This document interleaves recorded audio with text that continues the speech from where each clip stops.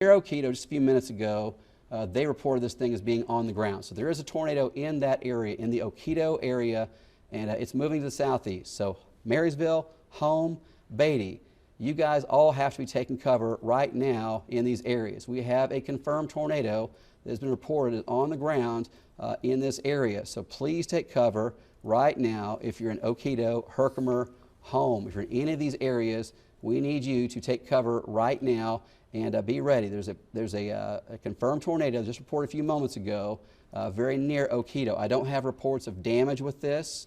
I just have a report from Emergency Management in Marshall County saying they see it as being on the ground.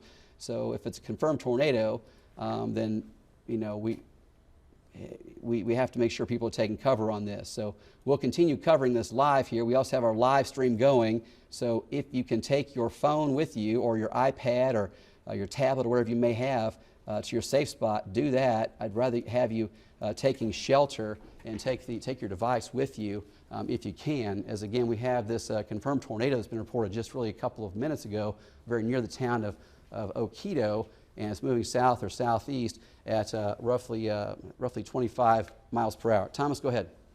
All righty, so we're going to go, we don't have any pictures on here yet, but looking at the radar, we can see correlation coefficient, not really seeing anything defining on this. We're looking for bright blue colors to pick up large objects being tossed to the ground, but we have had the reports of it being confirmed on the ground up here in Marshall County. Marysville, take shelter for sure, no doubt about that. Here's a storm. It's just a one big nasty storm.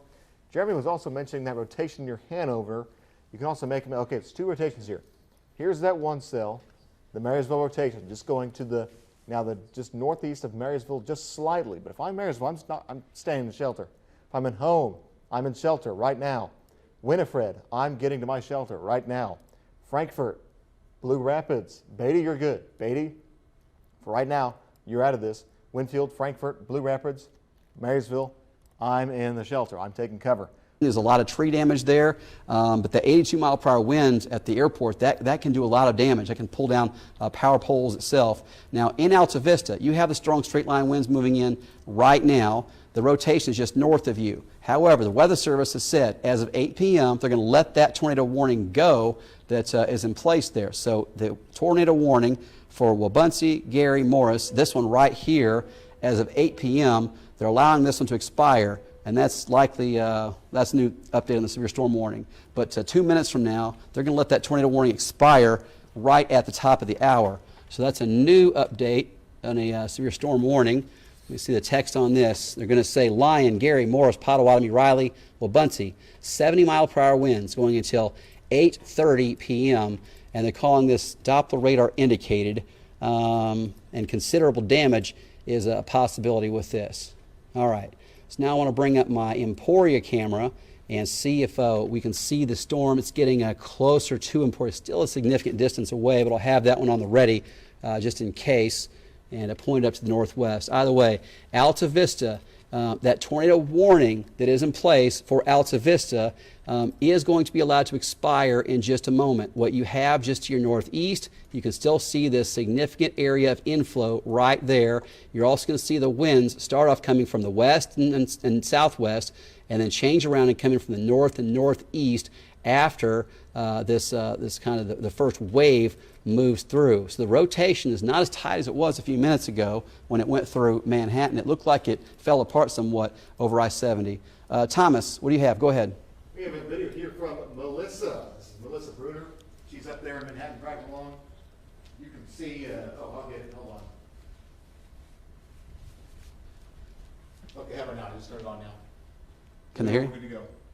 Just talk toward 1, 2, 3. So here we go. Melissa Bruner. All right, we're good.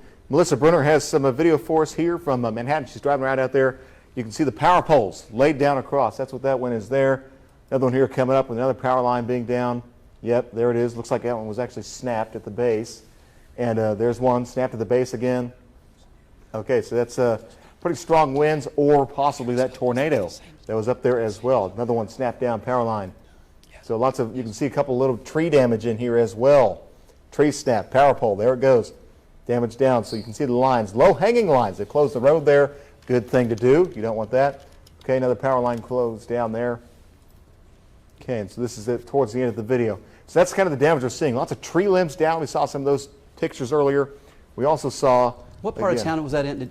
Did she mention it? This is Manhattan, Kansas. It doesn't say which part. Okay, that's fine. Thank you. But that's what we're looking at in Manhattan. And That's of course, Manhattan in as Gnarly. well. This is also in Manhattan. This is Point Drive.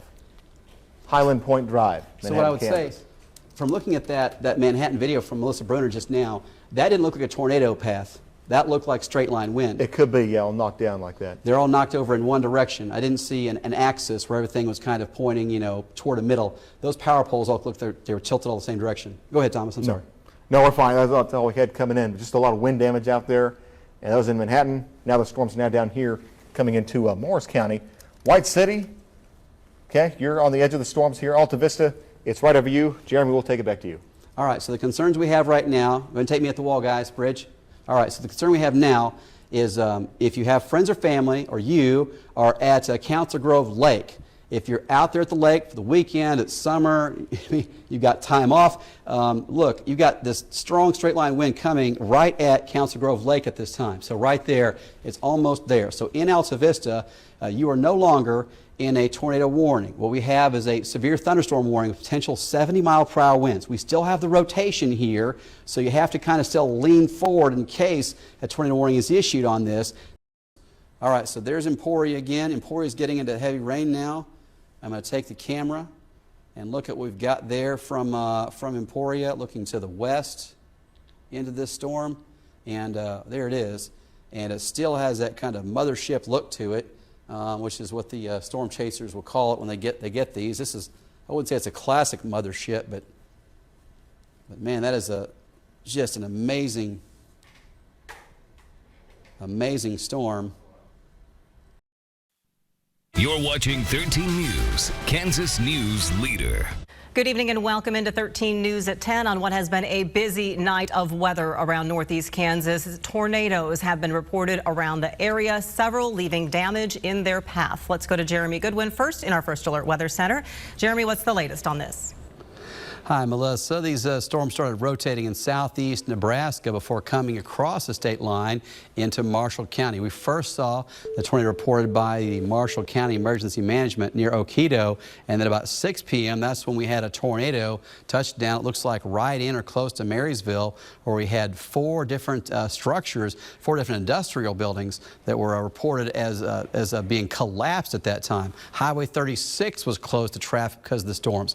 Waterville and Blue Rapids were next, just about 6:30, and the rotation as the storm moved over Blue Rapids looked very impressive. We have reports of a lot of people from Marshall County, Marysville, Waterville, and Blue Rapids without power still at this hour. Then the storm continued making its way to the south. We had a confirmed tornado in the western part of Pottawatomie County. Emergency Management there says they can see a tornado path that's been carved there by damage just east of Tuttle Creek Lake. In Manhattan, winds were gusting 80 to 82 miles per hour.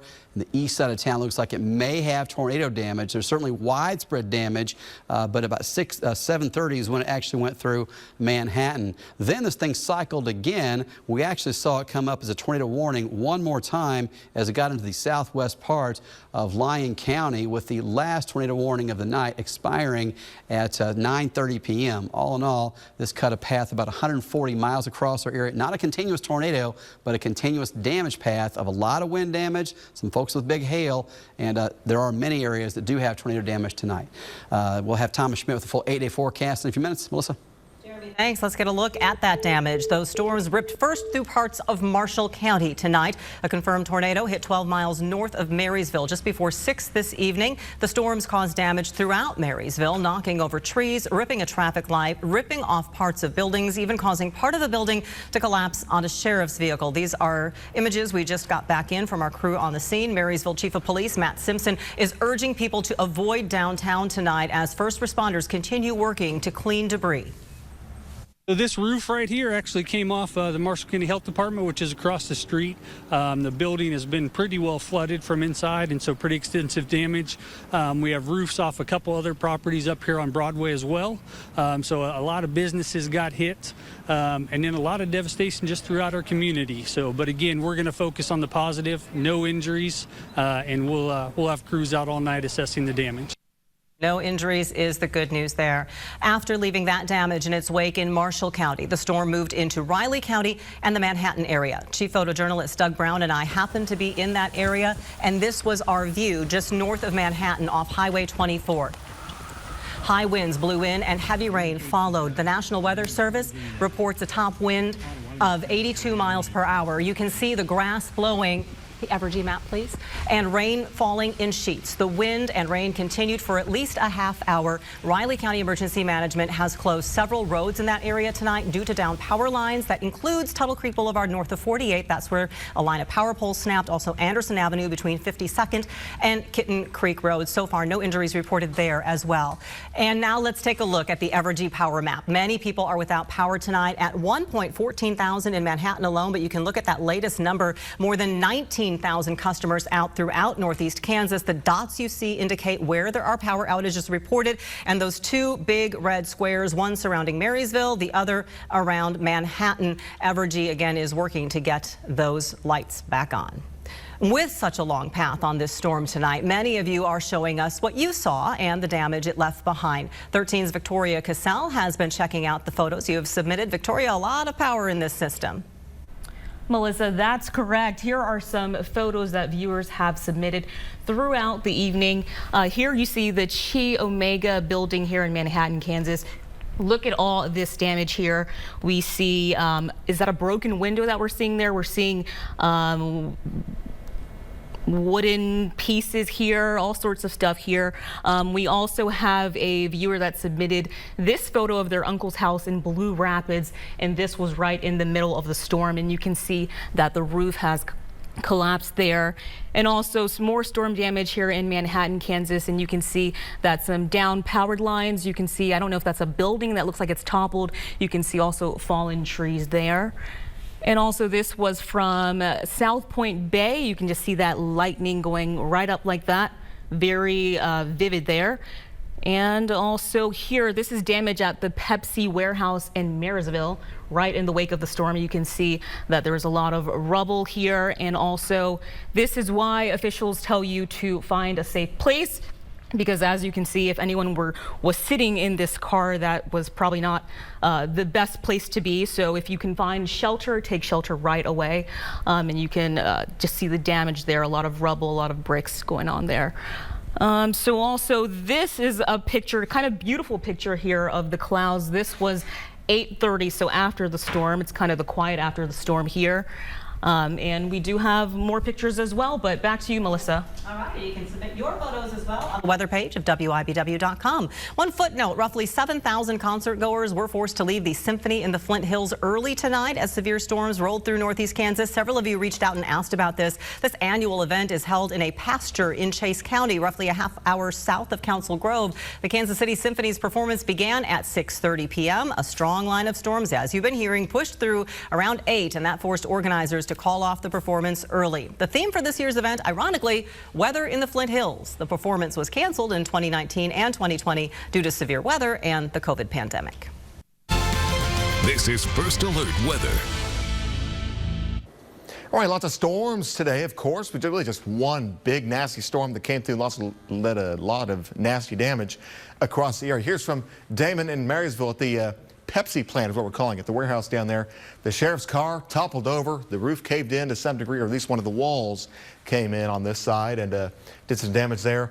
Also seeing some damage here from R.J. O'Donnell in Marysville to the hometown lumber and hardware store down here. Lots of roof damage on their warehouse as well. And this is from R.J.'s backyard, seeing a lot of tree damage, lots of it, lots of cleanup work for sure. And then this is it. This is the storm that came into Manhattan from Cora Garrett, I believe, and this is Manhattan, and here's what it did. It took out some of the roof here from the Chi Omega fraternity here. This is from Jacob in Manhattan.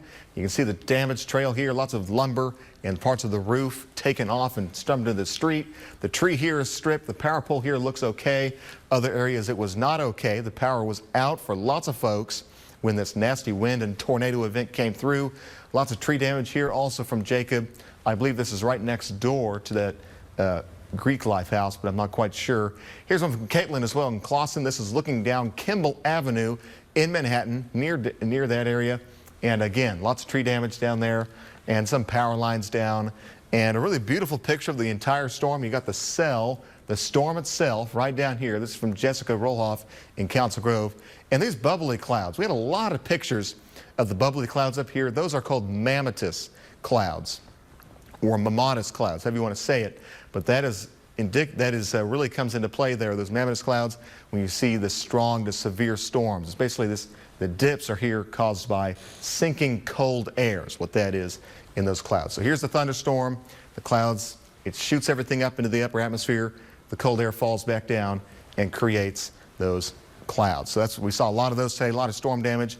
Thank you for submitting those photos. And the week ahead looks a little hot, so if you're going to be outside using the chainsaw, you may want to drink plenty of water or take shade breaks as often as you can. So, Capital Center Live Storm Tracker. Storms began around 4 o'clock in Nebraska, quickly pushed on south. Now they've exited the area, leaving a trail of damage in their wake here for this afternoon. For our Emporia Valiant Fiber camera, lots of lightning. Look at the lightning show happening down there. This is all down to the south now, south of our area. It's now getting into like the El Dorado area, I believe. Right now in Emporia, 77 degrees, south winds at 25 miles per hour coming in there. Temperatures 70s, 80s. We'll do 86 degrees right now here in Topeka. Supercast keeps us dry for the remainder of the night. There is a brief chance for some rain showers in north central Kansas tomorrow morning. Not locked in, not widespread by any means. Over around 10 or 11 o'clock tomorrow morning. And skies are mostly sunny tomorrow for your Sunday afternoon. And we stay dry for your Sunday afternoon and hot with your heat index values in the low 100s on your Sunday. Monday is going to be the hottest day by far with heat index values feeling warmer than 105 degrees. We'll do it again Tuesday.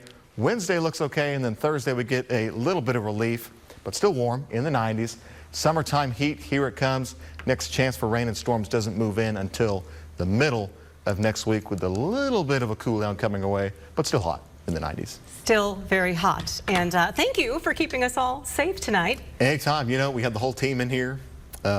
Always a fun thing to do. And yes. And folks can go to my Facebook page to learn why I look like this where I was during the storm. So thank you very much. We're going to take a look at the inflation around the nation next. Kansas News Leader. Hello and welcome into 13 News here tonight at 10. I'm Victoria Cassell. We have Thomas Schmidt in the First Alert Weather Center. Thomas, we're seeing a lot of recovery and cleanup efforts from the damage that tornado did yesterday. Can you tell us what kind of weather we're seeing for this week? Yes, Victoria, so the tornadoes, they released some preliminary reports here from the Weather Service. Here's the one that came out of Nebraska, the first one. Black line here is Nebraska state line. Northern Marshall County, EF1 was tracked 4.1 miles, lifting just to the north and to the west of OKITO. Here's OKITO right over here, just about 4 miles to the northwest is where it lifted off. 90-mile-per-hour winds with that one. The next one was down towards Marysville. Right here where that one report is. Started 3 miles south of OKITO. Another EF1, 90-mile-per-hour winds. Now, there was damage in Marysville caused by some of those winds. And then Blue Rapids, a very brief and quick tornado here, lifted right before it got into Blue Rapids. So had some damage in Blue Rapids still, but the tornado, as far as being on the ground, had lifted still. We still had incredibly strong winds go through town. And last one, Tuttle Creek Lake. Here's Oldsburg, Randolph. Westmoreland is over here. This was an 11-mile path tornado, nearly 100-mile-per-hour winds. Also an EF1. That would have been just a couple miles to the north of Manhattan. Here's Marysville damage for you. Here's some damage from Blue Rapids. Patio covers tossed around. Here's some damage from Manhattan. Pretty intense wind storms for sure. Overnight tonight, temperatures don't really get cool, and we're going to stay hot for the week ahead. Look at the forecast in a few minutes. Victoria. All right, Thomas, thank you for that. Well, preliminary reports from the National Weather Service indicate last night's EF1 tornado tore a 4.5-mile path before lifting just north of downtown Marysville. The 90-mile-per-hour winds ripped roofs from buildings and left the town littered with debris. 13's Reina Flores and photojournalist Eric Ives have a look at the damage. Then the wind just took off like crazy.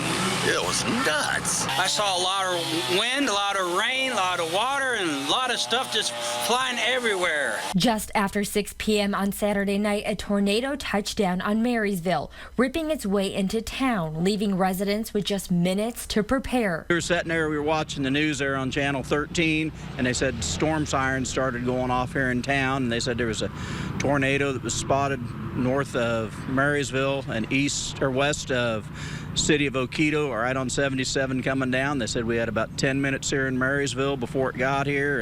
And before they knew it, it was the quickest 10 minutes. 10 minutes later, they were pretty close to it. The rain started coming and the wind was driving, and you couldn't see. It was just total whiteout outside. All the streets were blocked.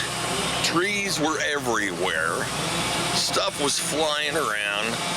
And, well, electricity went off and pretty much, well, it was crazy. The tornado did leave damage to things that can be replaced, and for the things that cannot be replaced, no injuries have been reported. We come out afterwards, and a lot of damage around town, a lot of trees down, roofs open, and blew the side out of the Pepsi building here right downtown out, and got a couple buildings here in town that took the roofs off of them and wrapped them across the streets on other buildings. So yeah, quite a bit of devastation up here. So. Thank you for that, Rena. And talk about a day to remember. One Marysville couple is happy to be together after last night's tornado stirred up their wedding day plans. Allison and Sam Lubers had wrapped up their ceremony and were off taking photos when the tornado rolled through town. Their venue was just a few hundred yards from this lumber store that was hit hard. Family and friends were in the venue when the damage was happening. Fortunately, everyone was okay. It's a day the bride and groom say they will never forget. I've never even seen a tornado in my life, never even been in that situation, and I'm like, we get it on our wedding day, and it'll be unbelievable to look back, tell our grandkids, tell our kids, tell anybody that we went through a tornado on our wedding day. It is definitely a wedding that everyone will remember, and everyone keeps coming up and telling us that, and it will be something special, but again, glad everyone is safe and sound. Mr. and Mrs. Lubers took shelter at the bride's mother's house while the storm passed. We're happy to hear that everyone was okay. And today the recovery begins. Dozens of people were at that lumber shop this morning cleaning up the damage. 13's Marlia Campbell and photojournalist Rick Feldberg show us how the town is picking up the pieces. Marlia. Hometown Lumber and Hardware was hit hard last night. The owner estimates they'll need to replace about 50% of the building, and people are relying on their product to rebuild. Thank goodness it's just things and not anybody hurt. Mandy Ringsdorf was at a family birthday party when her phone started buzzing. We came as soon as we could. Saturday night's tornado destroyed roughly half of her family business, Hometown Lumber and Hardware. We had a lot of exterior damage on the front and mostly here on the north side. Our truck was parked under there. It kind of caught the wall on top of it, and our forklift here. We lost a lot of the material that was inside there. Less than 24 hours later, family and friends got to work. We're very fortunate. We both come from big families, and we have, probably 25, 30 people, family and friends here helping us today, so we're very lucky with that. Meanwhile, across town, trucks from around the state pulled into Marysville to help restore power. The police department made bottled water available to families in need. Back at the lumber shop, Ringsdorf knows the community will need their help getting supplies to rebuild. And she says they'll be ready to do what they can to get the community back on its feet. We're planning on being open for business tomorrow. I mean, things might be a little slower, but honestly, we just want to help everyone else that needs help too, and we'll get back on our feet. Ringsdorf's family took over the lumber store in February, but that building has been around for about 22 years now. Victoria. All right, thank you for that look, Marlia. Well, storm damage in Riley County is estimated to cost roughly $9.7 million. 13's Becky Goff was in Manhattan today and caught up with neighbors cleaning up the damage from last night's storm. Many neighborhoods in Manhattan were working to get downed trees and branches cleaned up on Saturday morning. Our goal is then to go from here, once we get our place cleaned up, go into the surrounding neighborhood and see how else we can help out. 20 properties sustained major storm damage, with 3 homes being declared completely destroyed.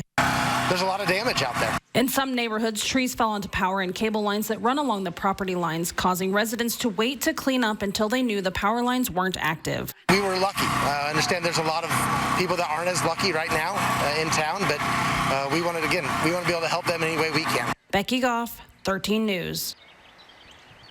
And Riley County issued that disaster declaration that went into effect yesterday. Well, thousands of people are still without power in parts of Manhattan and Marysville after last night's damaging tornado and storms. According to Evergy, overnight storms left more than 25,000 people in their service area without power. Manhattan and Marysville were the most affected. Crews went to work overnight assessing damage, clearing debris, and repairing equipment. Right now, over 2,600 people are still without power. Evergy noted earlier this morning that crews restored power to nearly 80% of their customers.